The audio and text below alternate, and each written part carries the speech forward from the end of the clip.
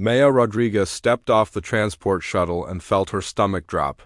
Not from the artificial gravity adjustment, but from the stairs. Hundreds of alien eyes watched her walk down the loading ramp onto Nexus Prime Academic Station. Some of those eyes had multiple pupils. Others glowed in colors she couldn't name.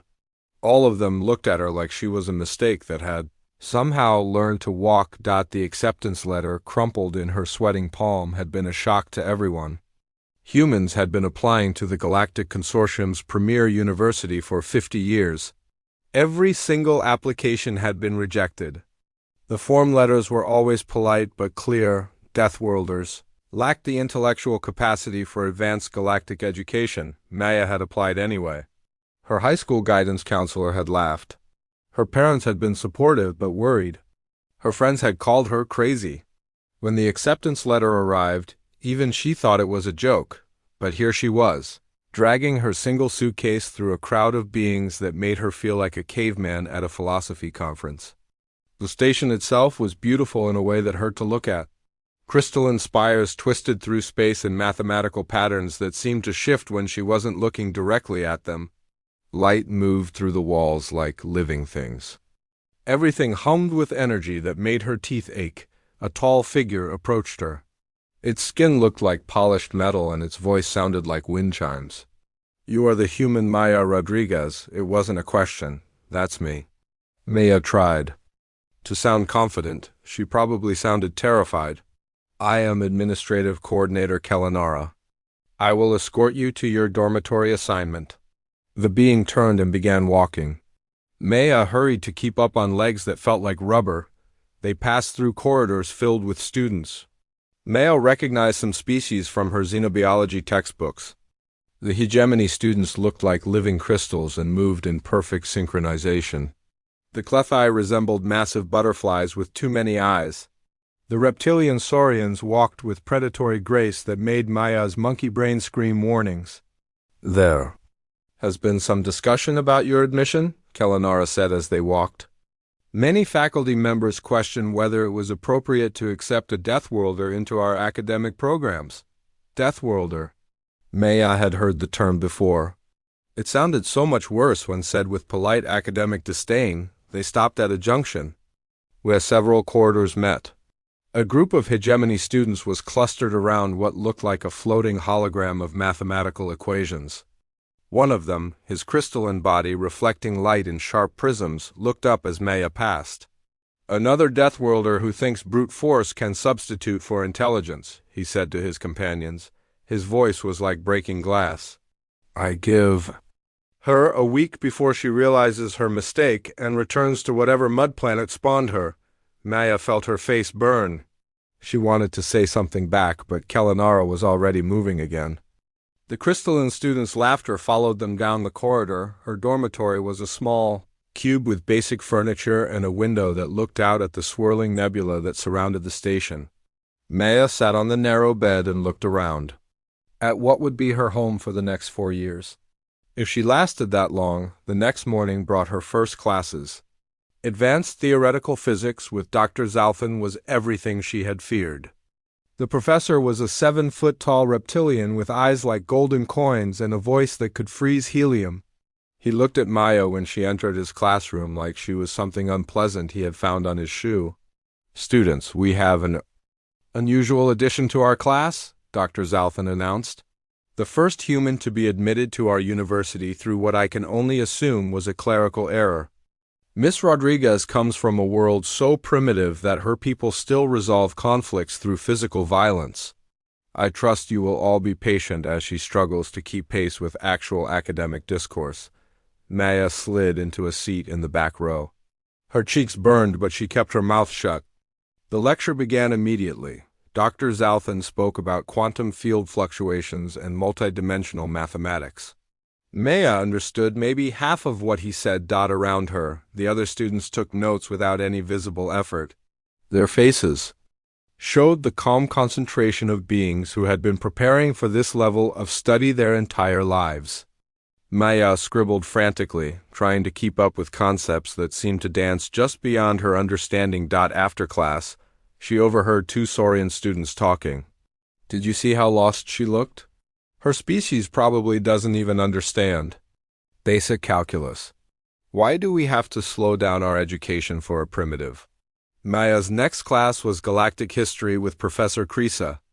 The Clefai instructor was gentler than Dr. Zalthan, but Maya could see the same doubt in her compound eyes. The material covered thousands of years of interstellar civilization, wars between species Maya had never heard of, political movements, based on philosophical concepts that didn't translate into human language. Treaties written in mathematical equations. Maya's head was spinning by lunchtime. She sat alone in the vast cafeteria, picking at food that tasted like flowers and metal. Around her, students discussed their morning classes with easy familiarity.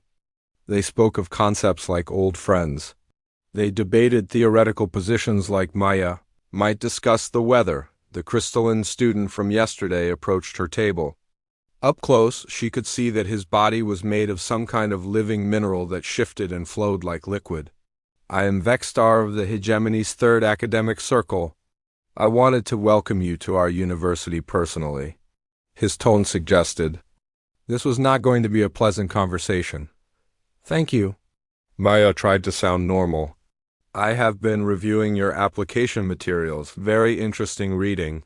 Your transcripts show good grades in what your species considers advanced subjects. Molecular chemistry, linear algebra, 19th century Earth literature. Quite impressive for a Deathworlder. Maya waited for the insults she could hear coming. Of course, what your people call advanced chemistry, we learn in childhood. Your most complex mathematics wouldn't qualify for our elementary programs. And your literature. Vexstar made a sound like crystals grinding together. Maya realized it was laughter. Stories about beings killing each other over resources and territory. How very primitive. We have other literature too. Maya's voice was quiet but steady. I'm sure you do. The point I'm making, Miss Rodriguez, is that you are fundamentally out of your depth here. These courses are designed for civilized minds.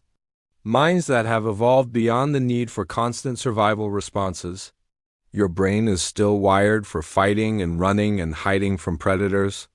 You lack the cognitive architecture for true intellectual achievement. Vexstar leaned closer. His crystal body reflected the cafeteria lights in patterns that hurt to look at. You will fail, spectacularly. And when you do, everyone will remember that Deathworlders simply aren't equipped for academic excellence. You're going to set back human advancement by decades. He straightened up and walked away, his companions following like an entourage of living jewels. Maya sat alone at her table, staring at her half-eaten meal. Around her, hundreds of beings who had been born into advanced civilizations continued their casual discussions of concepts she was struggling to understand. She thought about her parents who had worked double shifts to pay for her preparatory courses. She thought about her little brother, who had told everyone at his school that his sister was going to be the first human to graduate from a galactic university. She thought about Vexstar's words. Maybe he was right. Maybe she really was out of her depth. Then she thought about her high school physics teacher, Mr. Peterson, who had told her that the hardest problems usually had the simplest solutions. She thought about her grandmother, who had survived the Detroit food riots and always said that the secret to getting through impossible situations was to take them one day at a time. Maya finished her lunch and went to her next class. Advanced Ethics with Professor Yelenoth. The Saurian instructor was discussing moral frameworks for interspecies conflict resolution. Maya listened carefully and took notes. She didn't understand everything, but she understood enough. When the professor posed a hypothetical question about resource allocation during a humanitarian crisis, Maya raised her hand. Her voice shook slightly, but her answer was clear and practical. Professor Yelenoth looked surprised, then thoughtful. Interesting perspective, Miss Rodriguez? Quite different from the traditional approaches we typically discuss, but logically sound. A few other students turned to look at her. Not with mockery this time, but with curiosity. Maya walked back to her dormitory that evening feeling slightly less alone. She had a mountain of reading to catch up on and assignments that would challenge everything she thought she knew about learning. Vexstar was probably right about most things.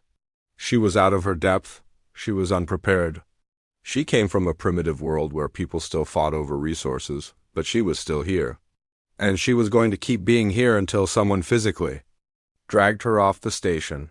Maya Rodriguez opened her textbooks and began to study. 3 weeks into her first semester, Maya learned what the other students had been preparing for their entire lives. Professor Krisa announced it during Galactic History class with the casual tone someone might use to mention rain. Next week, we will begin the quantum ethics assessment. As you all know, this examination has a 97% failure rate among first-year students. Those who do not pass will be transferred to remedial programs. Maya looked around the classroom. Every alien face showed the same expression of grim determination. The hegemony students began making quiet calculations. The Clethai started a low humming that Maya had learned meant deep concentration. Even the normally confident Saurians looked worried. After class, Maya approached Professor Krisa. The butterfly-like being was organizing her notes with 4 different appendages while her compound eyes tracked several students simultaneously. Professor, could you tell me more about this assessment? I haven't heard of it before. Professor Krisa's wings fluttered and what Maya had learned was surprise. You haven't been preparing. Oh, my dear child, the quantum ethics assessment isn't just an examination. It's a psychological evaluation designed to test moral reasoning under extreme stress. Students typically spend months in meditation and mental conditioning to prepare their minds for the experience. Maya felt cold. What kind of experience? The assessment places you in virtual scenarios, where you must make impossible moral choices while your brain patterns are monitored. Any spike in anxiety or emotional distress triggers additional complications. The scenarios become progressively more difficult until most students suffer complete psychological breakdown. Professor Krisa's voice became gentler. Maya, no Deathworlder, has ever passed this assessment. Your species' tendency toward emotional responses makes it virtually impossible for you to maintain the mental calm required. Perhaps you should consider auditing the course instead. Maya walked back to her dormitory in a daze. Other students were already deep in preparation. She saw Vexstar and his study group in one of the meditation chambers, their crystal bodies perfectly still as they practiced emotional suppression. The Clethai had formed a circle and were humming in harmonies that seemed to slow time itself. Everyone knew what they were doing, except her. That night, Maya called her parents using the expensive interstellar communication link. Her mother's face appeared on the small screen, grainy but warm. How are you doing, sweetheart? You look tired. I'm okay, Mom. Just stressed about a big test coming up. Her father joined the call, his face crowding next to her mother's. You can handle anything they throw at you, Maya. Remember what I always told you about impossible situations. Break them down into smaller pieces and tackle them one at a time. That's... My girl, you've been solving impossible problems your whole life. This is just another one. After the call ended, Maya sat in her small room and thought about what her father had said. She had been treating this place like it was completely foreign, but maybe some things were universal. Problems were problems. Stress was stress. And, she had been dealing with both since she was old enough to walk. The next morning brought another surprise. Jake Morrison found her in the cafeteria. She recognized him as one of the 3 other humans on the station, though they had never spoken. He was older than her, probably a graduate student, with the kind of lean build that came from working in low gravity. You're the first year everyone's talking about. Jake sat down across from her without invitation. His accent was pure orbital. Colonies, all clipped consonants and efficient vowels. I guess so. I heard you're taking the quantum ethics assessment. That's either very brave or very stupid. Probably stupid. Jake laughed. Maybe, but I took it 3 years ago and passed. Want some advice from someone who knows what it's like to be the dumb human in a room full of geniuses? Maya nodded eagerly. The thing about aliens is they think too much. They spend so much time analyzing every angle of a problem that they forget to actually solve it. They meditate for hours to suppress their emotions because they think feelings make you weak. But sometimes, feelings are exactly what you need. Jake leaned forward. The scenarios they're going to show you, they're designed to be impossible. No right answers. No perfect solutions. The aliens try to find the most logically pure response and then torture themselves when reality doesn't fit their theories. But we're used to messy situations with no good options. So what do? Trust your gut, make decisions. Don't overthink it. And remember that sometimes the best solution is the one nobody else thought of. The day of the assessment arrived. Faster than Maya wanted, she walked into the examination chamber carrying a cup of coffee and wearing her most comfortable clothes. Around her, other students moved like they were attending a funeral. They had spent the last week in intense meditation, fasting, and mental conditioning. Maya had spent the last week studying normally and getting 8 hours of sleep each night. The examination chamber was a sterile white room with a single chair. Connected to monitoring equipment, Dr. Zalfin supervised the proceedings with his usual expression of barely concealed contempt. Miss Rodriguez, please take your seat. The neural monitoring equipment will track your stress responses throughout the examination. Any significant emotional disturbance will trigger additional scenario complications. Maya sat down and let the technicians attach the monitoring devices. The other students watched from behind reinforced glass. She caught sight of Vexstar, his crystal body reflecting the chamber's harsh lights. Beginning Scenario 1, announced the computer in a voice like silk over steel. The world around Maya disappeared. She stood on the bridge of a massive starship. Alarms blaring, crew members shouting orders. Through the main view screen she could see a transport vessel carrying 1,000 civilian colonists. Its engines were failing, its hull cracking. Captain, we can save the transport by redirecting power from our own life support systems, called the chief engineer. But we'll have to sacrifice the 10 crew members currently trapped in the damaged sections. If we don't act now, everyone dies. Maya looked at the tactical display.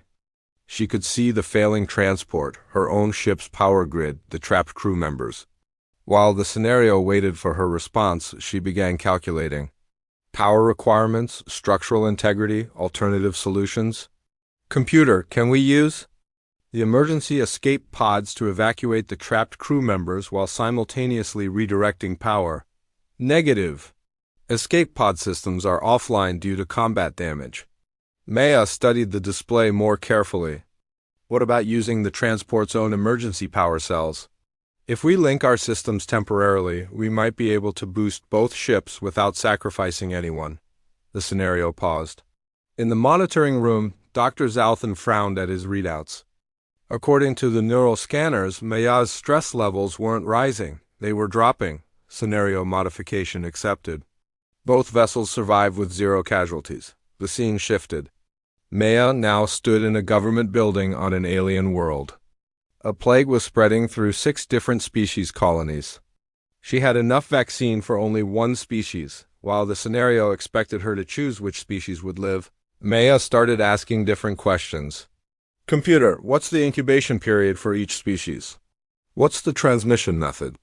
Can we modify the vaccine or use it to create antibodies in one species that might help the others? Her heart rate remained steady. Her breathing was controlled. The monitoring equipment registered something unprecedented, a human brain entering what it didn't recognize as a combat state. Complete focus, enhanced processing speed, and total comfort with life or death decisions. The scenarios became more complex. Save a civilization by destroying another. Choose between justice and mercy when both would result in suffering.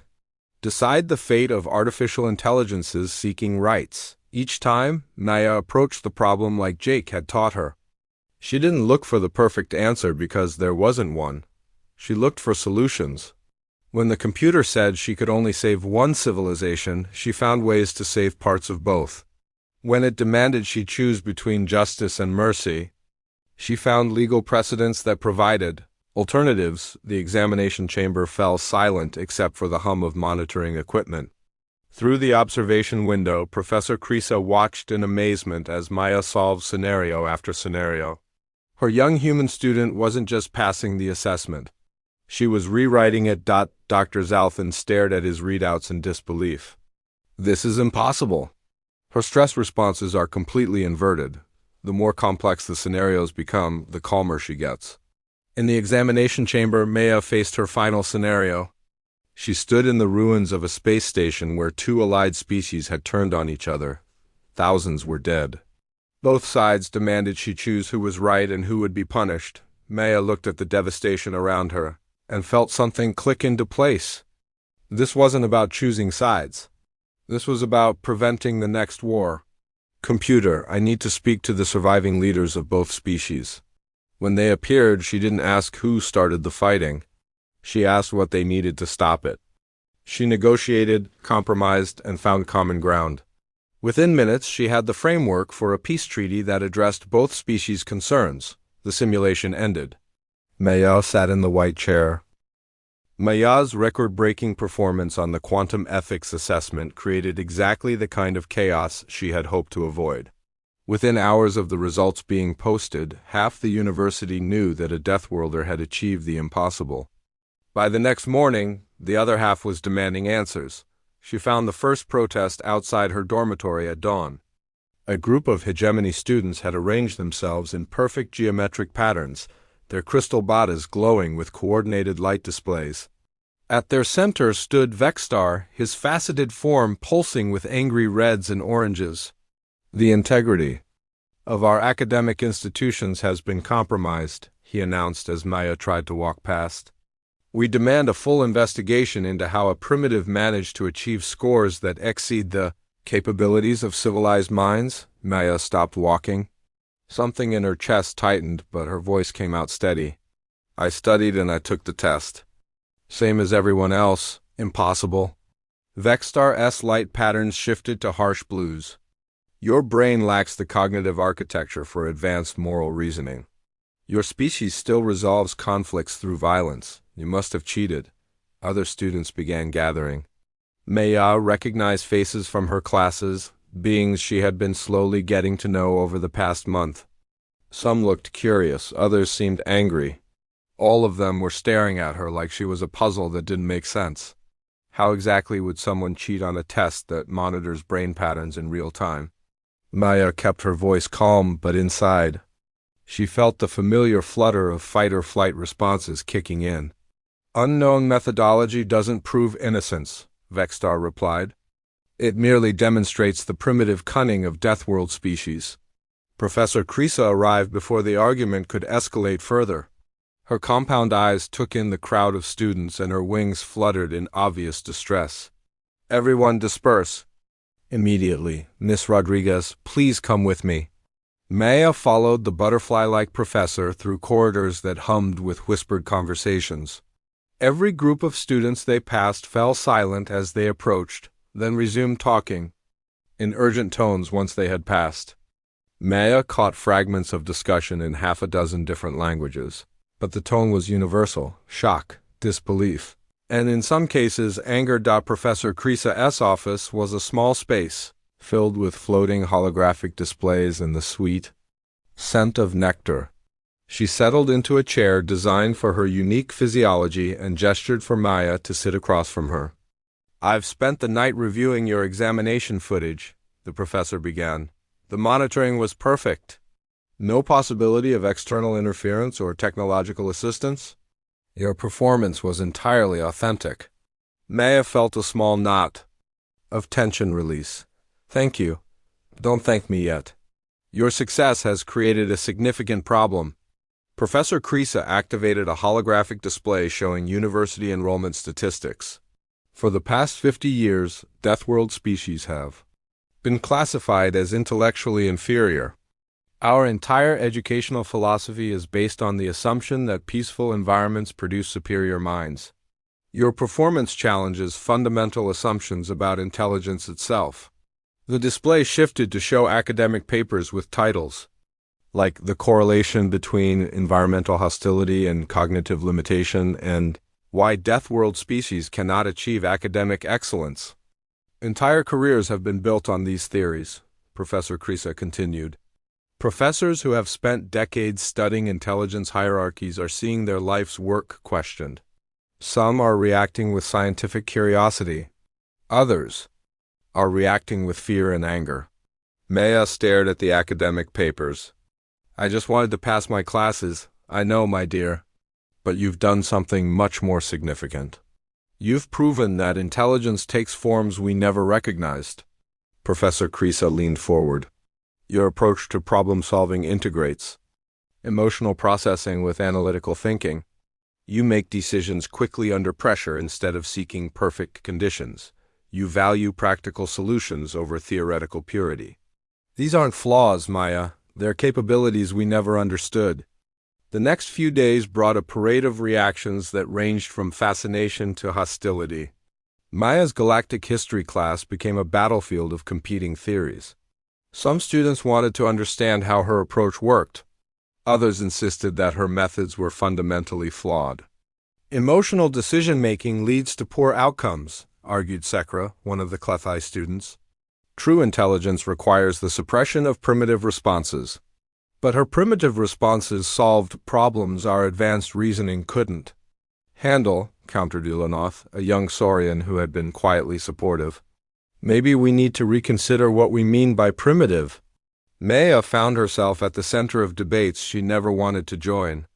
Students would approach her in the cafeteria, asking her to explain her thought processes. Professors would reference her exam responses in their lectures. The library's human psychology section, previously empty, was suddenly crowded with alien researchers. The controversy reached its peak when Dr. Zalfin called an emergency faculty meeting.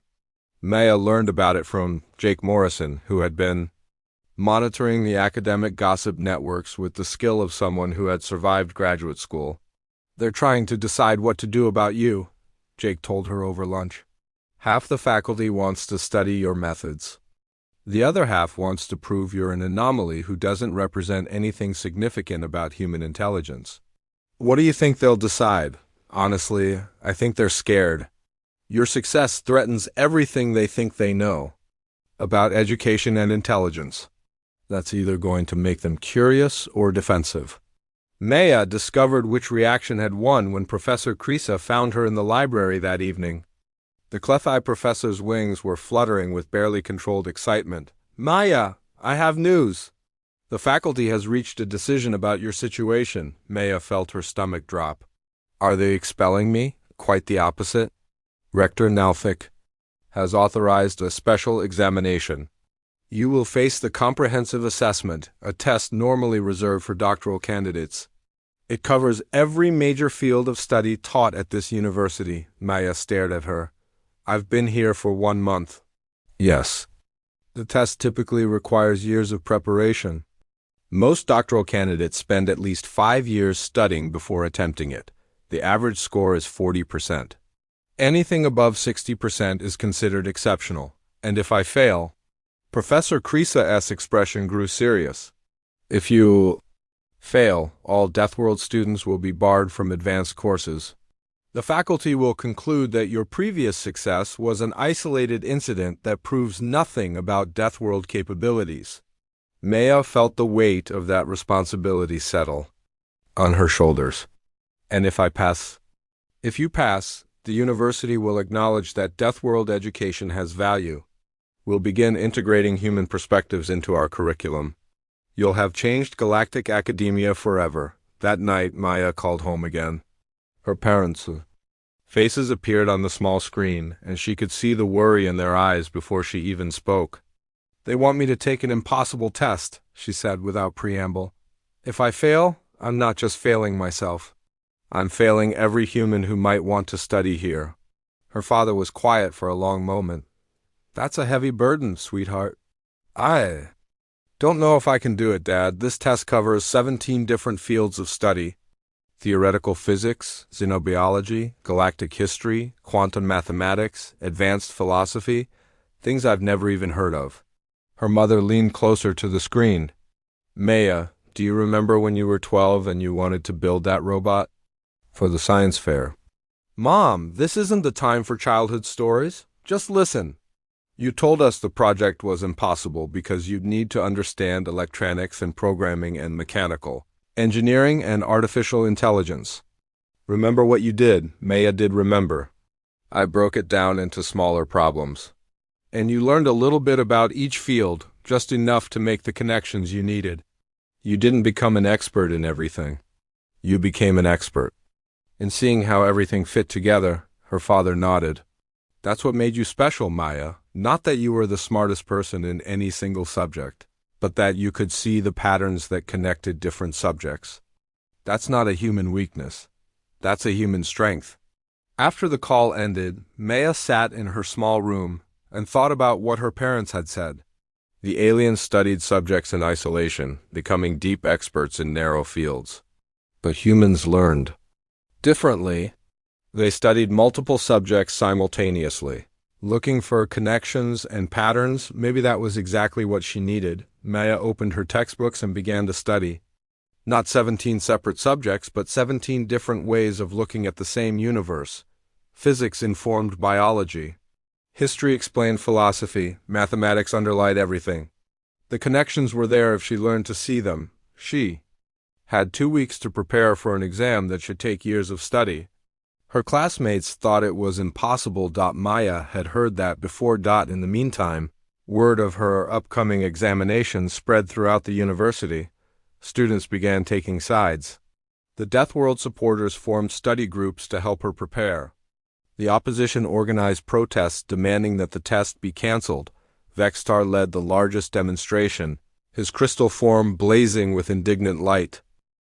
Maya had 2 weeks to prepare for an examination that would determine not just her future, but the future of every human who might ever want to study at a galactic university. The comprehensive assessment was legendary among graduate students.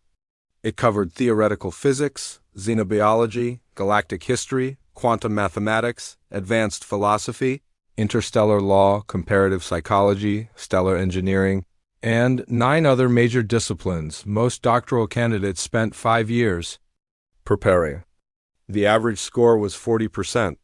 A score of 60% was considered exceptional. No one in the university's 1,000-year history had ever scored above 80%. Maya sat in her dormitory room surrounded by textbooks that weighed more than she did. The sheer volume of information was crushing. 17 different fields of study, each containing centuries of accumulated knowledge. She opened the theoretical physics text and stared at equations that looked like alien poetry, written in mathematical symbols she barely recognized. Her first instinct was panic. How could anyone master this much information in 2 weeks? But then she remembered what her parents had told her about breaking impossible problems into smaller pieces. She couldn't master 17 fields of study, but maybe she could understand how they connected to each other. The next morning brought an unexpected visitor. Lisa Patel knocked on Maya's door carrying a stack of data tablets and wearing the kind of determined expression that Maya remembered from her own mirror back home. I heard about your situation, Lisa said, pushing past Maya into the small room. Jake told me you might need help. Maya had seen Lisa around the station but had never spoken to her. The older human woman worked in the climate dynamics program, studying planetary atmospheric systems. She had the practical competence that came from working on research stations in Earth's Arctic regions. I can't learn 17 subjects in 2 weeks, Maya said without preamble. You're right. But you don't need to learn 17 subjects. You need to learn one subject with 17 different perspectives. Lisa activated one of her data tablets, showing a complex diagram of interconnected systems. Look at climate modeling. It requires physics for energy calculations, chemistry for atmospheric reactions, biology for ecosystem interactions, mathematics for predictive modeling, and history for understanding long-term patterns. Every field connects to every other field. Lisa spent the next 3 hours showing Maya how to see the patterns. Physics principles that govern stellar formation also applied to planetary geology. Biological evolution followed mathematical patterns that appeared in galactic political development. Historical events reflected psychological principles that showed up in philosophical frameworks. The aliens study subjects in isolation because their worlds are stable, Lisa explained. They can afford to specialize because their environment doesn't change rapidly. But we come from a world where everything affects everything else. Survival means understanding systems, not just components. Jake Morrison arrived that evening. With more help, he brought technical manuals from his engineering courses and a perspective that Maya hadn't considered. The aliens think in theories, Jake said, spreading his materials across Maya's desk. We think in applications. When they see a physics equation, they analyze its mathematical elegance. When we see the same equation, we figure out what we can build with it. He showed Maya engineering problems that use principles from 6 different disciplines simultaneously. This is how humans actually think. We don't separate knowledge into neat categories. We use whatever works to solve the problem in front of us. Over the next week, more human students joined Maya's study group. There were only 12 humans total at the university, and 8 of them showed up to help. They brought perspectives from mining engineering, agricultural systems, medical research, and stellar navigation. Each one demonstrated how their field connected to all the others, but it wasn't just humans who offered help. Yelenov, the young Saurian from Maya's history class, began quietly sharing his notes from advanced courses. A Clefai named Sekra offered insights into the cultural contexts Maya would need for the philosophy sections. Even Professor Krisa began providing subtle assistance. She would mention during lectures that certain topics might appear on comprehensive examinations. She would assign reading that happened to cover interdisciplinary connections. She never explicitly said she was helping Maya, but her support was clear to anyone paying attention. The most surprising help came from an unexpected source. 3 days before the examination, Maya found a data packet slipped under her door. It contained study guides for the most difficult sections of the assessment, along with practice problems that highlighted common connection points between different fields. The packet was unsigned, but Maya recognized the precise formatting style. Someone on the faculty was secretly supporting her. Dr. Zalthan, meanwhile, made his opposition increasingly clear. During his theoretical physics lectures, he would make pointed comments about the difference between genuine understanding and clever tricks. He assigned additional homework specifically to Maya, claiming that Deathworld students needed extra practice to keep up with civilized minds. The upcoming spectacle will demonstrate once and for all the intellectual limitations of primitive species, he announced during one lecture. Some individuals may achieve isolated successes through luck or cunning, but comprehensive understanding requires mental capabilities that evolution has not provided to Deathworlders. Maya endured these attacks with the same stoic determination she brought to her studying. She had bigger problems than one professor's prejudice. The night before the examination, Maya couldn't sleep. She walked through the station's observation decks, looking out at the swirling nebula that surrounded their academic haven. The view was beautiful and alien and utterly indifferent to her struggles. Jake found her there an hour before dawn. "Can't sleep either," he said, joining her at the reinforced viewing window. "I keep thinking about everyone who's counting on me," Maya said. "Every human who might want to study here someday. Every kid back on Earth who dreams about the stars. If I fail this test, I'm not just failing myself." Jake was quiet for a long moment. "You know what I learned during my first year here? The aliens aren't smarter than us. They're different than us. Their intelligence works one way, ours works another way. Neither approach is better or worse, just different. What if different isn't good enough? Then we'll find out together. But Maya, I've watched you study for 2 weeks. You're not just memorizing information. You're understanding it in ways these aliens never considered. You're seeing connections they miss because they're too specialized to look beyond their own fields." The examination began at noon in the university's largest testing facility. Maya walked into a chamber that could have held 1,000 students.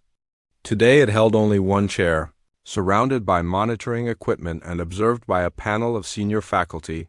Rector Nalthik himself presided over the proceedings.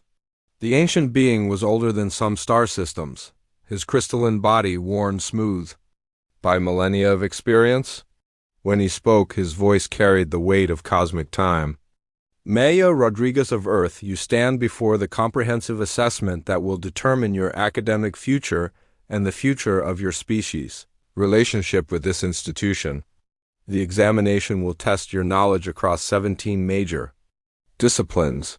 You will have 8 hours to complete all sections. Maya took her seat and felt the familiar sensation of monitoring equipment connecting to her nervous system. Around the chamber, holographic displays would track her stress responses, cognitive patterns, and problem-solving approaches. You may begin. The first section was theoretical physics. Maya looked at equations that described the fundamental forces of the universe and saw the same mathematical relationships that govern planetary formation, stellar evolution, and galactic structure. She didn't just solve the problems. She saw how each solution connected to principles from other disciplines. The xenobiology section presented species from across the galaxy, with unique physiological challenges. Maya approached each one like an engineering problem, considering how evolutionary pressures shaped biological solutions, how those solutions reflected chemical and physical principles, and how they might influence social and psychological development. By the 4th hour, something remarkable was happening. Maya's scores weren't just improving, they were accelerating. Each section built on knowledge from previous sections, creating a web of interconnected understanding that grew stronger with every question. The mathematics section revealed patterns that appeared in historical cycles. The philosophy problems required principles from psychology and sociology. The stellar engineering challenges demanded knowledge of physics, chemistry, and material science. Where other students would see 17 separate subjects, Maya saw one complex system with 17 different aspects. In the observation room, faculty members watched her progress with growing amazement. Her approach was unlike anything they had ever seen.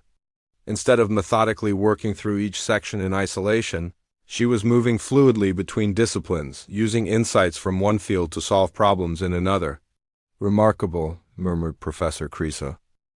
Maya's record-breaking performance sent shockwaves through academic institutions across the galaxy. Within hours, universities on hundreds of worlds were requesting copies of her examination responses. Research teams that had spent decades studying intelligence hierarchies suddenly found their fundamental assumptions challenged by a single human student. The morning after the assessment, Maya woke to find her small dormitory room surrounded by media drones and academic delegations.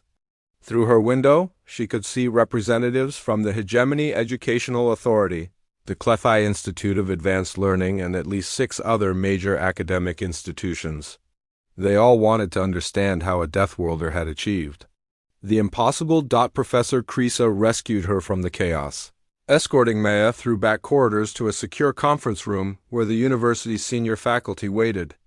The atmosphere was tense with competing emotions, excitement, confusion, and in some cases, barely concealed anger. Rector Nalthik spoke first, his ancient voice carrying across the chamber like distant thunder. "Miss Rodriguez, your performance has created what scholars will undoubtedly call a paradigm shift. We must now reconsider everything we thought we knew about intelligence, education, and the capabilities of Deathworld species." Dr. Zalthek sat rigidly in his chair, his reptilian features carved from stone. Maya could see the internal struggle playing across his golden eyes. For decades, he had built his reputation on theories about intellectual hierarchies that placed his own species at the top and Deathworlders at the bottom. Maya's success didn't just challenge his theories. It shattered them completely. "Perhaps," Dr. Zalthek said finally, each word seeming to cost him great effort, "we have been too narrow in our definition of intelligence." The admission sent ripples through the assembled faculty. Several professors shifted uncomfortably. Others leaned forward with sudden interest. Dr. Zalthek continued, his voice growing stronger as he spoke. "The humans integrate emotional processing with analytical thinking. They prepare for uncertainty rather than seeking perfect conditions. They value practical application alongside theoretical knowledge. These are not flaws in their cognitive architecture. These are capabilities we failed to recognize. Professor. Ilonoth, the young Saurian who had supported Maya throughout her struggles, spoke up from the back of the room. If I may, Rector, Miss Rodriguez's approach suggests that our traditional separation of disciplines might be limiting our own intellectual development. Her ability to see connections between fields allowed her to solve problems that stymied our more specialized approaches. Maya listened to the debate swirling around her with mixed emotions. She was glad that her success was opening minds, but she felt uncomfortable being treated like a specimen to be studied rather than a student who had simply done well on a test. "Excuse me," she said, and the room fell silent. "I appreciate that. My test scores have started an important discussion, but I'd like to get back to my regular classes. I still have a lot to learn." Rector Nauthic crystalline form shifted in what Maya had learned was amusement.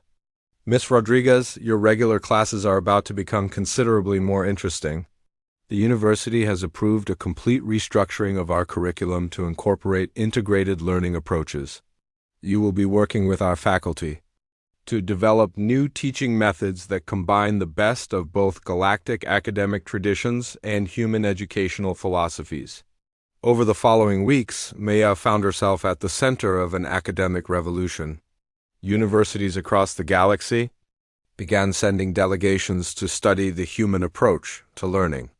Students from peaceful worlds started practicing decision-making under artificial stress conditions. The concept of integrated intelligence became a new field of study practically overnight. The changes weren't universally welcomed. Vexstar led a faction of traditionalist students who insisted that the university was lowering its standards to accommodate inferior minds. Several senior faculty members requested transfers to institutions that maintained proper academic rigor. A few species threatened to withdraw their students entirely rather than see their children exposed to primitive educational methods, but other voices grew stronger. Sekra, the young Klathai who had quietly helped Maya prepare for her examinations, published a paper titled "Cognitive Diversity as Educational Strength" that became required reading in academic circles. Professor Krisa started teaching joint seminars that combined traditional galactic meditation techniques with human-style rapid problem-solving exercises. The most dramatic change came when Jake Morrison approached Maya with an unexpected proposal. "They want to create a new program," Jake explained as they sat in the observation lounge watching ships arrive from across the galaxy. "Advanced Integrated Studies. They want humans to teach alongside alien faculty, showing students how to think across disciplines instead of just within them."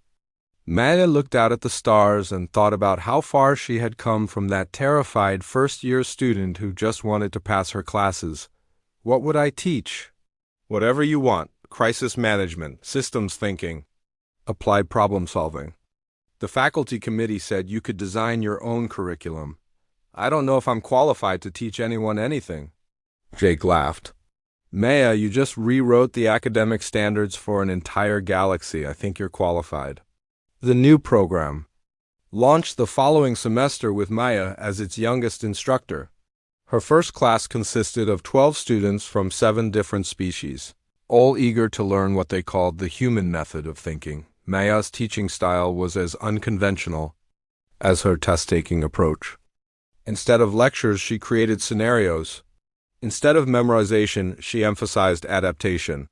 Her students learned physics by solving engineering problems, studied history by analyzing current political crises, and explored philosophy by working through real ethical dilemmas. Vexstar eventually joined one of her classes, his pride finally overcome by curiosity about methods that had proven so effective. Maya treated him exactly like every other student, neither punishing him for his earlier hostility nor expecting gratitude for her patience. "I still don't understand how you do it," Vexstar admitted after a particularly challenging session on multi-species negotiation tactics. "When faced with complex problems, my instinct is to analyze every variable before proceeding. Your instinct is to start acting and adapt as new information becomes available." Maya considered this. Maybe that's the difference between growing up in a safe environment and growing up in a dangerous one. You've had the luxury of thinking through every decision carefully. I've had to learn that sometimes the best decision is the one you make quickly with incomplete information. But how do you know when quick decisions are better than careful analysis? Experience, I guess. And accepting that most of the time there isn't a perfect answer anyway. There's just the best answer you can find with the information and time you have. But by the end of the academic year, Maya's integrated learning approach had spread to universities throughout the consortium. Traditional curricula were being supplemented with cross-disciplinary projects. Students were learning to value practical wisdom alongside theoretical knowledge. The rigid hierarchy that had once placed Deathworlders at the bottom of the academic ladder was crumbling, but Maya's greatest satisfaction came from smaller victories. Lisa Patel was accepted into a doctoral program in atmospheric engineering. Jake Morrison was invited to join a prestigious research team studying interstellar construction techniques. The other human students at the university were no longer seen as charity cases but as valuable contributors to the academic community. One evening, as Maya prepared for her advanced terraforming class, she received a message from her parents. Their faces appeared on her communication screen, beaming with pride that made her chest tight with emotion. "We saw the news coverage about your teaching program," her mother said. "The reporter called you a pioneer who changed galactic education." "Forever, I'm proud of you, sweetheart," her father added. "But I'm even prouder that you stayed true to yourself through all of this. You could have tried to become like them, but instead you showed them the value of being like you." After the call ended, Maya sat in her room and thought about the journey that had brought her here. She had arrived at Nexus Prime as an unwanted anomaly, a Deathworlder who had slipped through the cracks of a system designed to exclude her. Now she was helping to redesign that system to include perspectives that had been ignored for too long. The next morning brought a new challenge. Her advanced terraforming professor had announced a project that most students considered impossible: design a sustainable colony system for a planet with 3 different intelligent species that had incompatible environmental needs. Maya smiled as she reviewed the project parameters. Her classmates were already talking about how difficult it would be, how many compromises would be required, how no perfect solution existed. They were probably right. But Maya had learned something important during her time at the university. Perfect solutions were overrated. Good solutions that actually worked were much more valuable. She opened her design software and began sketching out ideas that integrated atmospheric engineering with social psychology.